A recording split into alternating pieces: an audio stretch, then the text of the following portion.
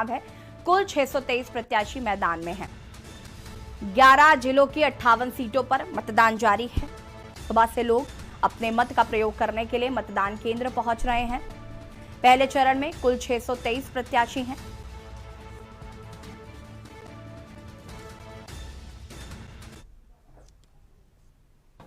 हमने तो नहीं होने दिया, और जो पहले मामले थे उनमें बैठ के फैसला कराया, समझाया बुझाया सबको, और सब निमट के आपसी भाईचारा कायम है। और हम नहीं चाहते कि कहीं भी भाईचारा खराब हो। नेता चाह रहे हैं जो बाहर वाले हैं, लेकिन हमारा अपना जिला है, अपना गांव है, मिट्टी से प्यार है, इससे हम नहीं चाहते यहाँ झगड़े हों। सर, गन्ने किसान को लेकर, गन्ने आंदोलन को लेकर किसान बैठे थे, किसान में बहुत विरोध था। जो प्रत्याशी गांव में जाते थे उनको भी कई बार विरोध करना पड़ता था उसको लेकर के। उसके बाद अब किस तरह का माहौल है? कई विरोध प्रायोजित होते हैं दोस्त, उन्हें प्रायोजित किया जाता है। भाई वोट तो उस तरफ भी हमेशा पड़ी है, इस तरफ भी पड़ी। मेरे खिलाफ 6.5 लाख वोट मिलती गठबंधन को, तो वोट तो उनकी हैं। अब वो शोर क्यों मचा रहे भाई? वोट तो जिसकी जहाँ इच्छा है। मैं चाहता हूँ प्यार से हो, वे चाहते हैं झगड़े से हो, क्योंकि हमारा काम फिर झगड़े से उलझाना। यहाँ तो अगर कोई खिलाफ भी वोट दे रहा है वो भी अपना है, वो भी कहीं से परिवार का हिस्सा है, कोई रिश्तेदार है, कोई कुछ है, तो उनके तो कोई है नहीं। वो तो बड़े नेता हो तो बाहर निकल गए, हमें तो यहीं रहना, तो हमें ही निपटाने मामले, तो प्यार से। सर, कल प्रधानमंत्री ने भी जिक्र किया था 2 लड़कों का, वो 2 लड़के गठबंधन में साथ लड़ रहे। इस जिले में उनका ज़्यादा प्रभाव है किसानों में, क्योंकि चौधरी साहब यहीं से थे, तो उसको लेकर हमेशा 17 में लड़के थे, फिर बुआ थी, फिर 19 में फिर थे। अब ये है अखिलेश यादव हर बार नया जोड़ीदार ढूंढता है, अगली बार किसी और को ढूंढेगा। सर, जयंत को लेकर के कुछ कहेंगे, क्योंकि वो मथुरा में वोटर है, मथुरा में वोट करने नहीं जा रहे हैं रैली को लेकर? भाई वो उनकी इच्छा, मैं कौन होता हूँ उन पर उंगली उठाने वाला? धन्यवाद। 2,27,00,000 मतदाता आज कर रहे हैं वोट। यूपी का रण और ये पहला चरण। लोकतंत्र के महापर्व के उत्तर प्रदेश में चुनाव की पहला दिन है आज। पहले चरण के चुनाव आज हो रहे हैं। 11 जिलों की 58 सीटों पर मतदान जारी है। पहले चरण में कुल 623 प्रत्याशी हैं। 2,27,00,000 मतदाता कर रहे हैं वोट।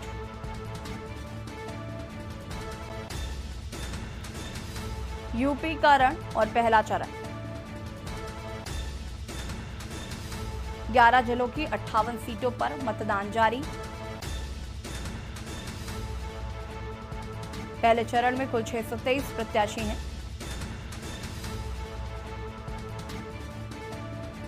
दो 2,27,00,000 मतदाता आज अपने मत का प्रयोग कर रहे हैं।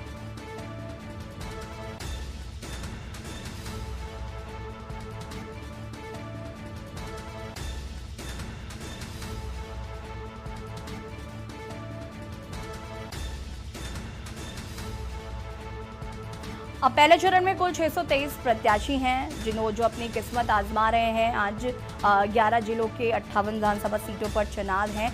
वहाँ का क्या जो राजनीति समीकरण है उस पर हम आज बातचीत करेंगे। हमारे साथ कुछ मेहमान जुड़े हुए हैं, उनसे आपका परिचय करा देते हैं। बिलाल सब्जवारी जी वरिष्ठ पत्रकार हैं, हमारे साथ जुड़े हुए हैं। रत्नेश राय जी वरिष्ठ पत्रकार हैं, हमारे साथ जुड़े हुए हैं। पीएन द्विवेदी जी वरिष्ठ पत्रकार हैं, हमारे साथ जुड़े हुए हैं। आप सभी का बहुत बहुत स्वागत है सबसे पहले तो। और शुरुआत करूंगी मैं बिलाल जी आपसे। आज उत्तर प्रदेश में पहले चरण के चुनाव हो रहे हैं और अलग अलग तस्वीरें जो हैं हमें देखने को मिल रही है। तो सबसे पहले तो इस चुनाव को लेकर क्या कहना, क्योंकि इस बार काफी चीजों को अलग तरीके से किया जा रहा है। इस बार निर्वाचन आयोग ने भी काफी मेहनत की है, क्योंकि कोरोना काल भी रहा, तो कहीं ना कहीं कोविड प्रोटोकॉल का भी ध्यान रखना था। तो इस बार चुनाव में काफी चेंजमेंट देखने को मिल रहे हैं। बिलाल जी। यकीनन देखिए, ये जो चुनाव है कोरोना संक्रमण काल में हो रहा है।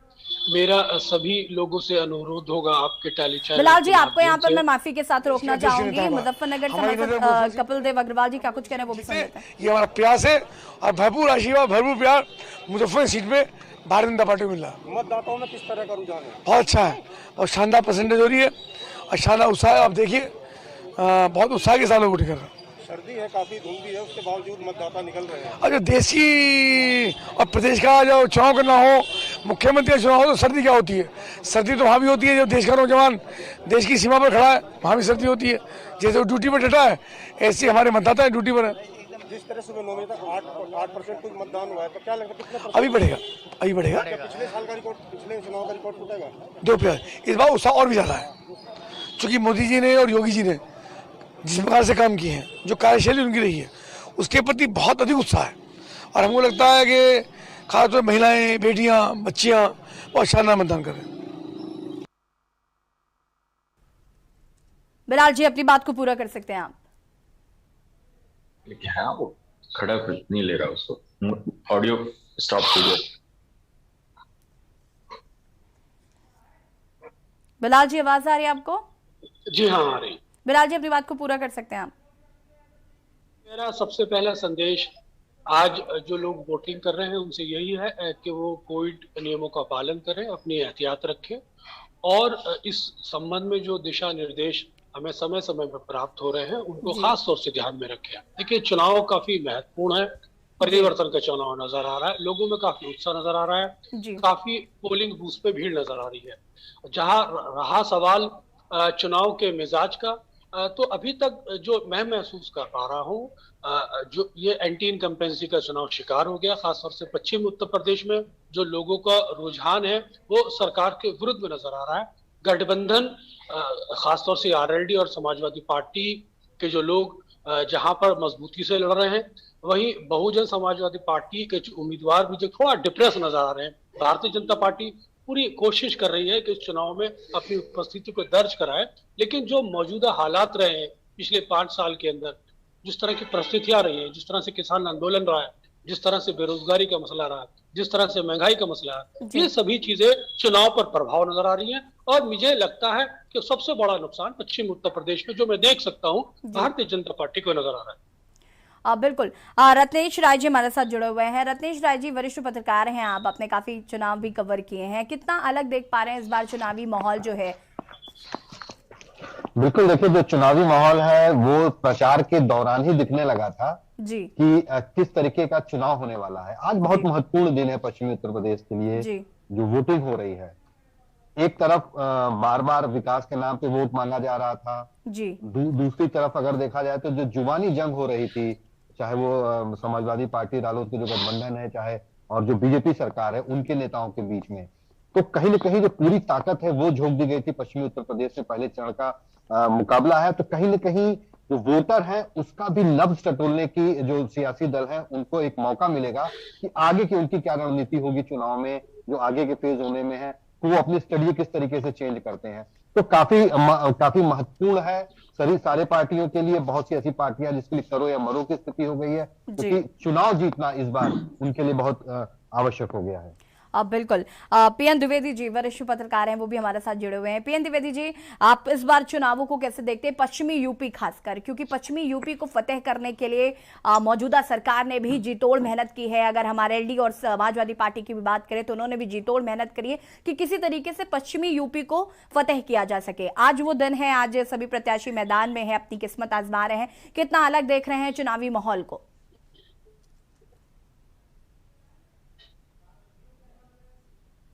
पीएन द्विवेदी जी, आपकी आवाज हम तक नहीं आ पा रही, शायद आपका म्यूट ऑप्शन ऑन है।